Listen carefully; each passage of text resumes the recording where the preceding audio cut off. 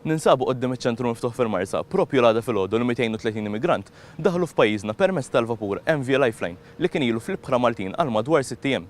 Kif segwu għan mill-qrib il-bieraħ, dan il-vapur daħal fix-xatt tal-isla biex imbagħad l-immigranti ġew hawnhekk fil-Marsa biex jibda proċess ta' identifikazzjoni. Kif wieħed jista' jinnota hawn attività qawwija fiċ-ċentru miftuħ fil-Marsa bi preżenza qawwija ta' uffiċjali tad-detenzjoni, interpreti u timijiet mediċi li qed jaħdmu flimkien biex jassistu lil dawn l-immigranti li waslu f'pajjiżna u biex jibda l-proċess biex jiġbru informazzjoni kemm jistgħu fuq dawn il-persuni. L-għada tal-wasla ta' aktar minn 200 immigrant f'Malta issoktat il-ħidma tal-awtoritajiet Maltin biex l-immigranti jiġu identifikati u reġistrati.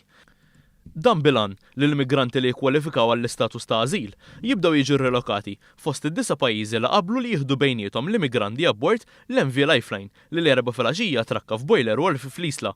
Matul il-jum, il-Prim Ministru Joseph Muscat ħabbar li n-Norveġja naqdet ma' 8 pajjiżi Ewropej li qablu li jieħdu bejniethom l-immigranti abbord il-vapur.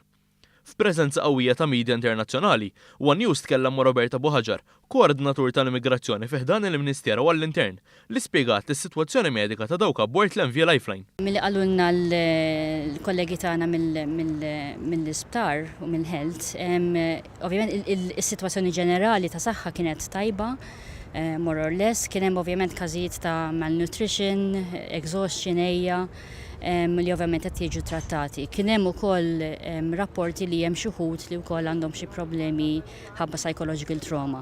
Is-Sinjura Buħaġar qalet li sa minn kmieni filgħodu l-immigranti sarulhom bosta testijiet mediċi flimkien meżamijiet forensiċi fl-istess waqt li bdew jiġu rreġistrati. Illum għaddej proċess li jitkomplew il-medical checks, registrations, jittieħdu fingerprints skont ir-regolamenti Ewropej.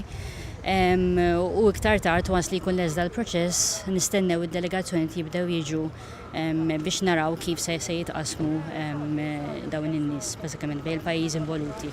Intant fi żviluppi oħra matul il-jum, il-kaptan tal-vapur MV Lifeline ingħata l-police bail wara li ġie interrogat għal diversi sigħat mill-Pulizija Maltin fid-depo fil-Furjana. Dan wara li ġie akkużat li kiser regoli marittimi internazzjonali wara li ġabar l-immigranti mill-Ibħra Libjani u njora l-istruzzjonijiet tal-awtoritajiet Taljani.